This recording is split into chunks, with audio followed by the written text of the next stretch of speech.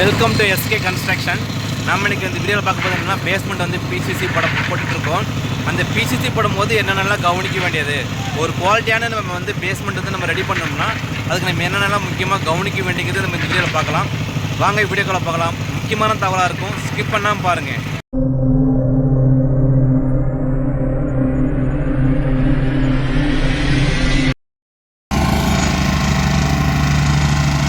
So இப்போ நம்ம என்ன பண்ணுறோம் பார்த்தீங்கன்னா, காங்கிரீட்டு நம்ம பேஸ்மெண்ட்டு காங்கிரீட் போட போகிறோம். காங்கிரீட்டு போகிறதுக்கு முன்னாடியே வந்து பார்த்திங்கன்னா நம்ம வந்து திம்ஸ் வச்சு தட்டி கரையை மருந்து ஊற்றி மேலே ஒரு லேயர் எம்சேண்ட்லாம் போட்டிருப்போம்.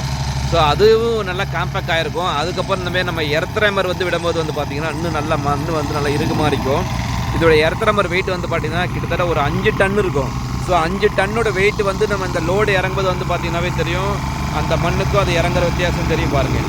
ஸோ அப்படிங்கும்போது இன்னும் நல்ல மண் காம்பேக்ட் ஆகும். இதுக்கு மேலே வந்து நம்ம வந்து ஒரு காங்கிரீட் பிசிசி போட்டுட்டு அதுக்கு மேலே ஒரு எர்த்ரேமர் இடும்போது பார்த்திங்கன்னா நல்லா வந்து உங்களுக்கு வந்து செட் ஆகிடும்.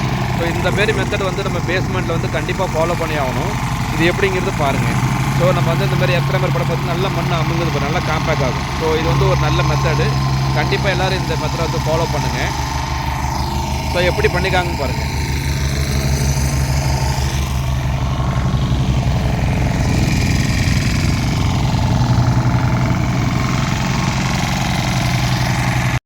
வைப்ரேஷனே பார்த்தீங்கன்னா கிட்டத்தட்ட வந்து அப்படியே அதிரும் போது வந்து பார்த்திங்கன்னா மண் நல்லா வந்து இறுக்கமாக காம்பேக்ட் ஆகும். ஸோ இதோட வெயிட் வந்து பார்த்திங்கன்னா கிட்டத்தட்ட ஒரு 5 டன்னுக்கு மேலே இருக்குது நம்ம இதோட வெயிட் வந்து பார்த்திங்கன்னா. ஸோ அந்தமாரி நம்ம வந்து இந்த லோடு இந்தளவுக்கு லோடு ப்ரெஷர் கொடுக்கும்போது அது நல்லா வந்து நல்லா காம்பேக்ட் ஆகும். ஸோ இந்த மாதிரி நம்ம வந்து காங்கிரீட் போகிறதுக்கு முன்னாடி வந்து பார்த்திங்கன்னா நம்ம எர்த்ரேமர் போட்டுட்டு நம்ம வந்து பிசிசி காங்கிரீட் போகிறது வந்து மிகவும் நல்லது. ஸோ இந்த மெத்தட் கண்டிப்பாக எல்லோரும் ஃபாலோ பண்ணுங்கள். ஸோ நம்ம எப்போ காங்கிரீட் ஸ்டார்ட் பண்ணாலும் வந்து தண்ணி வந்து ஃபஸ்ட்டு அப்ளை பண்ணிவிடுவோம். ஸோ டைரெக்டாக காங்கிரீட் போடாமல் அந்த ஈரப்பதம் இருக்கும் இல்லைங்களா, அந்த பாண்டிங் பிணைப்புக்காக வந்து நம்ம என்ன பண்ணால் ஃபஸ்ட்டு வந்து நம்ம வந்து தண்ணி விட்டு நல்லா ஃபோர்ஸாக வந்து அப்ளை பண்ணிவிடுவோம். ஸோ தண்ணி விட்டு அப்ளை பண்ணிட்டு அதுக்கப்புறம் நம்ம காங்கிரீட் போகிறது வந்து நல்லது.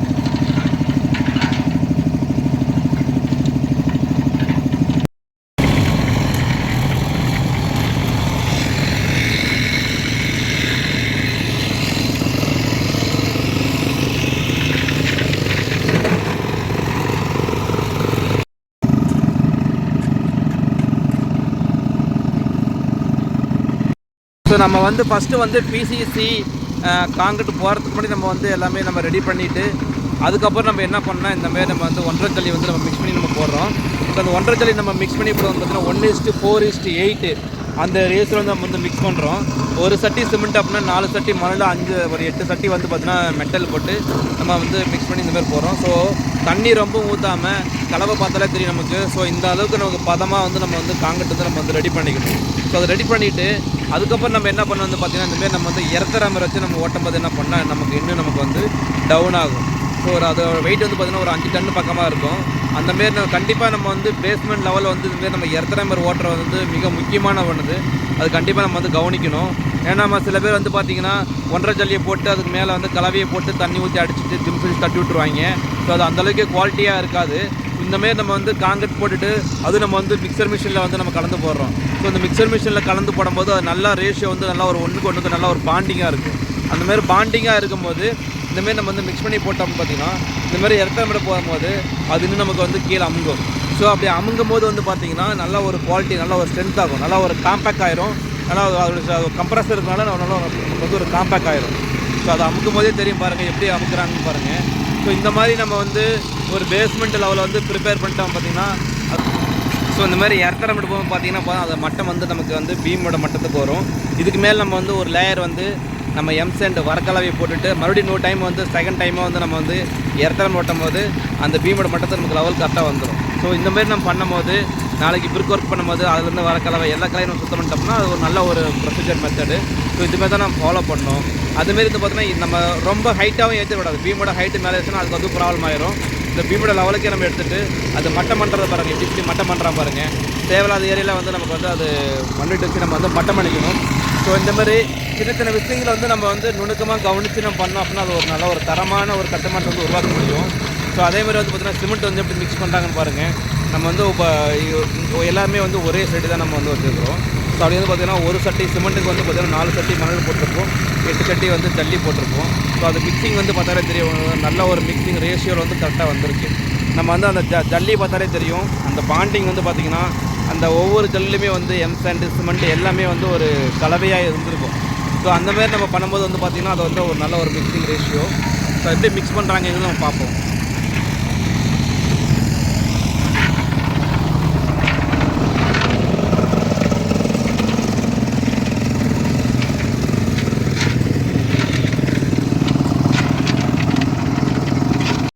வந்து சிமெண்ட் வந்து பார்த்திங்கன்னா அல்ட்ராடெக் யூஸ் பண்ணுறோம், பிபிசி தான் 43 கிரேடு. அதுமாரி ராம்கோ, அதேமாரி நமக்கு ராம்கோ செட்டிநாடு தான் வந்து செட்டிநாடு அல்ட்ராடெக். ஸோ இது 3 வந்து நம்ம வந்து யூஸ் பண்ணுறது நல்ல ஒரு குவாலிட்டியாக இருக்குது சிமெண்ட்டு. ஸோ இது 3 நம்ம வந்து யூஸ் பண்ணிகிட்ருக்கோம்.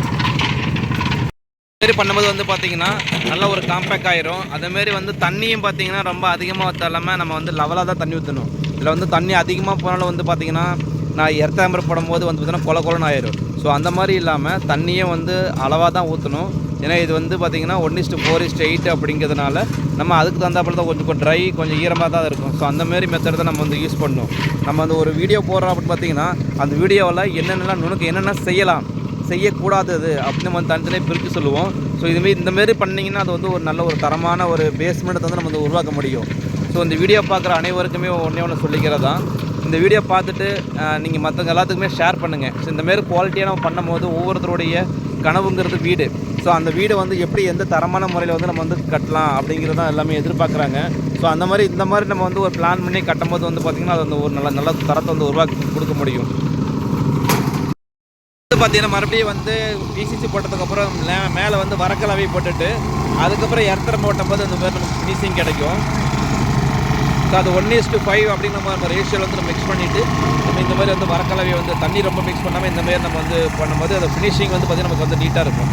ஸோ இந்த மெத்தடை ஃபாலோ பண்ணுறது நல்லது.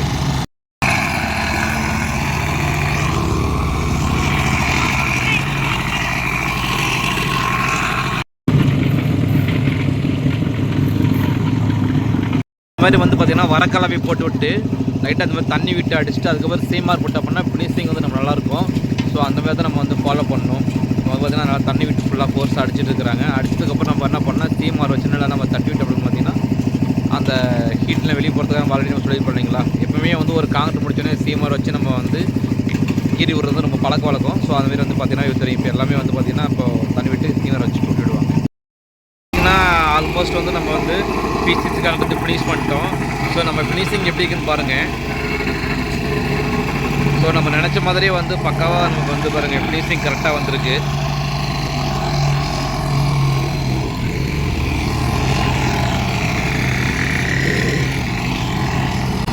நம்ம வந்து ஏன் டாய்லெட் ஏரியாவில் வந்து நம்ம ஏன் காங்கிரட் போகலன்னு வந்து பார்த்திங்கன்னா நம்ம ப்ளம்பிங் பைப்லாம் நம்ம போடணும். ஸோ மறுபடியும் இந்த காங்கிரட்டை உடச்சிட்டு அதுக்கப்புறம் பைப் அடியில் போகிறதுனால நம்ம என்ன பார்த்திங்கன்னா முன்கூட்டியே வந்து அந்த காங்கிரட் லைன் மட்டும் நம்ம வந்து பைப் லைன் போகிற இடத்துல மட்டும் நம்ம வந்து காங்கிரட் போட்டிருக்க மாட்டோம். அதெல்லாம் பாத்ரூம் ஏரியா. ஸோ மற்ற இடத்த எல்லாமே நம்ம வந்து எல்லாமே பிசிஸ் பக்காவாக போட்டாச்சு. ஸோ எந்த இடத்துலாம் பைப் லைன் வருதோ நம்ம அந்த இடத்துல வந்து பார்த்திங்கன்னா காங்கிரட் போடாமல் விட்டு அதுக்கப்புறம் நம்ம போடுறது வந்து நல்லது. இந்த வீடியோ உங்களுக்கு பிடிச்சிருச்சுன்னா லைக் பண்ணுங்கள், ஷேர் பண்ணுங்கள், சப்ஸ்கிரைப் பண்ணுங்கள். முடிஞ்ச அளவுக்கு உங்கள் நண்பர்களுக்கு எல்லாத்துக்குமே ஷேர் பண்ணுங்கள். தேங்க்யூ வாட்சிங் ஆல்.